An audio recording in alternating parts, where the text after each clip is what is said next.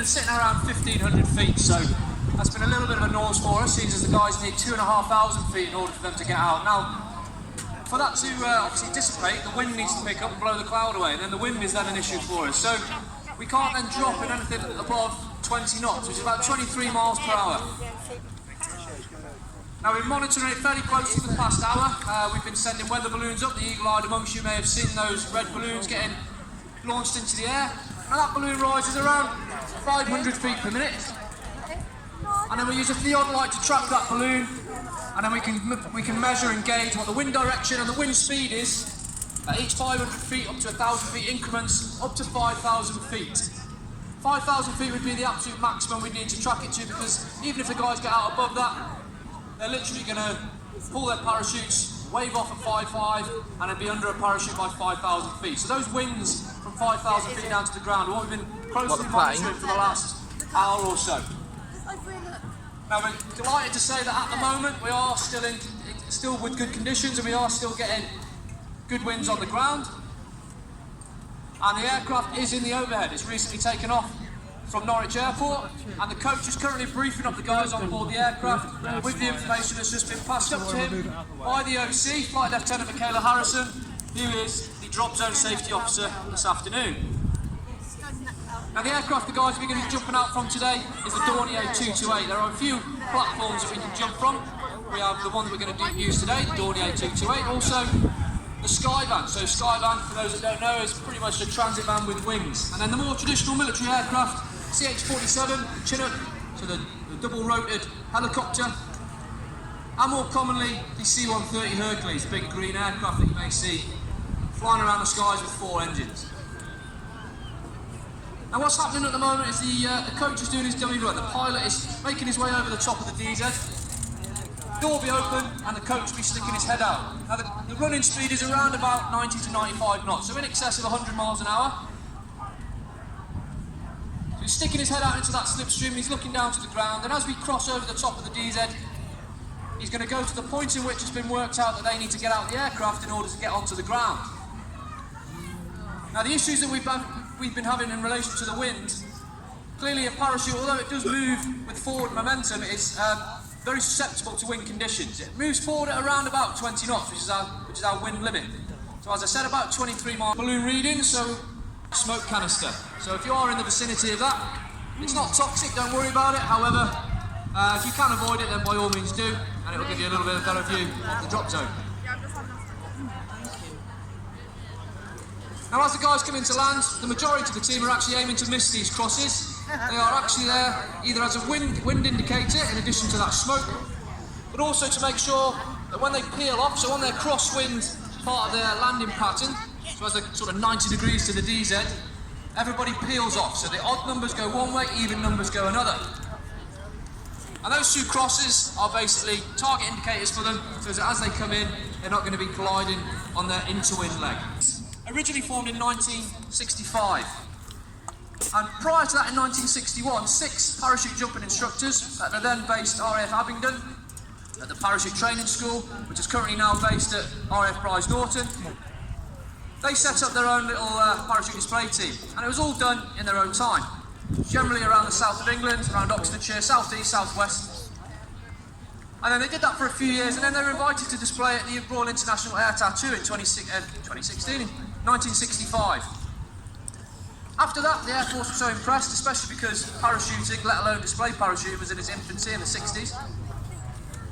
They were so impressed, they decided to then form the RAF Falcons parachute display team from 2 high today.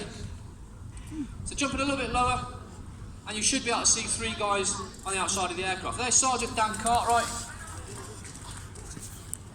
Sergeant Chris West, and Sergeant Sean Kilkenny. Now Sergeant Sean Kilkenny's probably got the most difficult job up there today.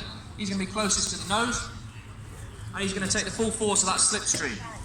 Like I said, in excess of 100 miles an hour, and I can guarantee, knowing all 3 of them, that Chris and Dan will be laughing at him as he's clinging on for dear life, because of course they're sheltered from his body. And he won't be able to wait until he actually gets out of the aircraft. So this is their dummy run at the moment as they're coming over the top of us. There's a little bit of cloud, a little bit difficult to see the aircraft. As they go out of the aircraft, it takes them around about sustain that speed. Clearly because they're going to be opening their parachute a little bit closer to the ground. So as you can see them then, towards the northern end of our drop zone, the coach has done a 180-degree turn back up the jump run. He's trailing the white smoke at the bottom. That's Flight Sergeant David Warboys. This is the 90-degree left turn, and this is what we call the collect. This allows everybody in the sky above the coach to then form what we call the loose, non-contact canopy stack, which, as I said, given the conditions today, are very, very difficult. You're about to see now an alternate split stack. So this is when half the parachutes go one way, half go the other, and they're going to do a complete 360-degree turn in the sky. As they come back round out of their 360-degree turn at this point roundabout now, their closing speed on one another is vastly increased. So they need to be very careful as they come into one another at this point now in order not to make contact with one another. So they're constantly working really, really hard in their harness, moving their body weight from left to right, and also using their toggles. Pulling left and then pulling right to go right, left to go left. They're also connected to their parachute by 4 risers. They have 2 front and 2 rear. The front rise is generally what the guys are going to be pulling on. And what that does is it dips the canopy down. It makes the whole canopy force its way down towards the ground, and then they can fall a little bit quicker underneath the canopy. And that's what they need to do in order to maintain the position in the stack, around about 10 to 15 feet apart from one another.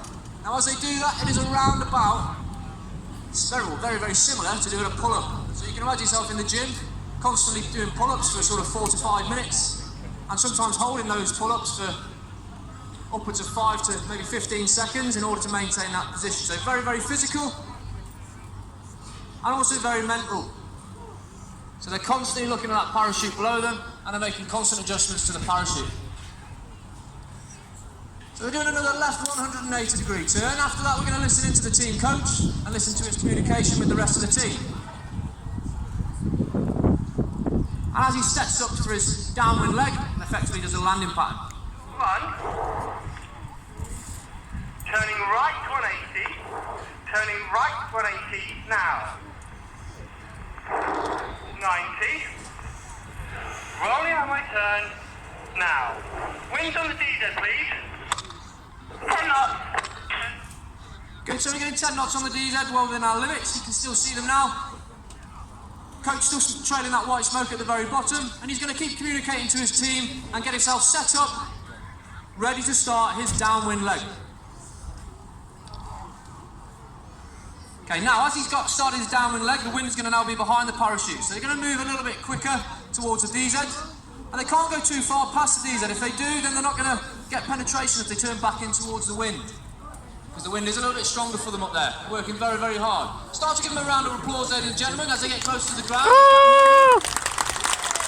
And as they peel up, I'll be shouting out all their names as they land, ladies and gentlemen, so give them a big round of applause. So they're on their crosswind leg, you'll see them peel off shortly. Odds go one way, evens go the other. That's Sergeant Dan Cartwright, who just peeled off at the bottom there. Yeah, and in they come then, ladies and gentlemen. So trailing the white smoke, Flight Sergeant Dave Warboys, the team coach. Sergeant Dan Cartwright, just coming in to land on that green cross. Then we have Sergeant Sean Kilkenny, Sergeant Chris West, Sergeant Shane Phipps, and then one of the other first years on the team this year, Sergeant Brooke Stebbins, just coming in to land now. Fantastic effort, ladies and gentlemen. Give them all a big round of applause. Hooray! Thankfully, we finally got out for you here at the Royal Norfolk Show. What the guys are going to do